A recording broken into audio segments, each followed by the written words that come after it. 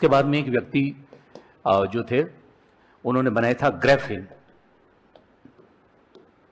ये भी कार्बन के परमाणु से श्रृंखला है और इसका विकास 2004 में आंद्रे जीम ने किया था।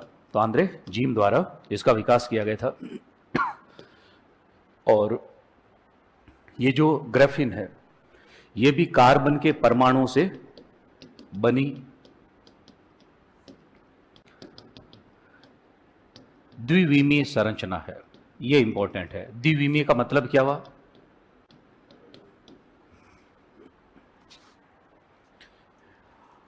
अर्थात इसमें वैसे 3 विमाएं होती नॉर्मली हम देखते हैं, लंबाई, चौड़ाई और मोटाई। जैसे कोई भी प्रत्यक्ष वस्तु हम देख रहे हैं तो इसकी 3 विमा देख रहे हैं, लंबाई भी देख रहे हैं, चौड़ाई और मोटाई। और यही मारकर अगर मान लो हम इसका फोटो देखेंगे 2 ही विमा देख पाएंगे, लंबाई और चौड़ाई। इसका मतलब मोटाई नहीं देख पाते हैं। तो इसका मतलब है कि इसको हम दूर से देखें तो केवल इसकी लंबाई और हमें चौड़ाई ही दिखाई देती है। इसकी जो मोटाई होती है वो कार्बन के एक परमाणु जितनी अर्थात नगण्य होती है।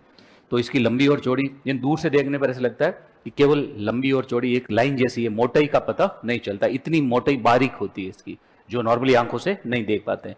तो ये इंपॉर्टेंट है कि ग्रेफिन किस तरह की संरचना है। हम आगे विमा के आधार पर पदार्थ लिखेंगे अलग अलग। तो ये द्विविमीय।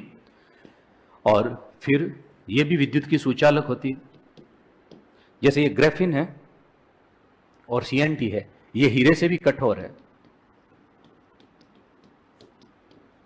हमने जब ये कार्बन लिखा था वहां पर लिखा था हीरा प्राकृतिक रूप से ज्ञात सर्वाधिक कठोर पदार्थ है। ये हीरे से 2 गुना कठोर होती है और जो ग्रेफिन है ये हीरे से 3 गुना कठोर होती है। और इसका उपयोग जो होता है, ग्रेफिन का जो उपयोग है, एक तो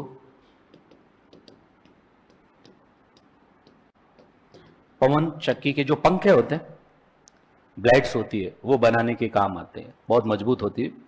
और इसके अलावा दूसरा टच स्क्रीन डिस्प्ले आते हैं आजकल। जैसे भले ही आप देखेंगे रेलवे स्टेशन पे एटीएम में जो होते हैं, तो टच स्क्रीन और अच्छी क्वालिटी के मोबाइल में भी आजकल इसका उपयोग, तो आसानी से वो पानी से भी प्रभावित नहीं होते, वाटर प्रूफ जैसे होते हैं। तो ये टच स्क्रीन में भी इसको काम में लिया जाता है। इसी तरह से जो टेनिस के रैकेट होते हैं वो बनाने के लिए भी इसको काम में लिया जाता है, मजबूत और हल्का होने के कारण।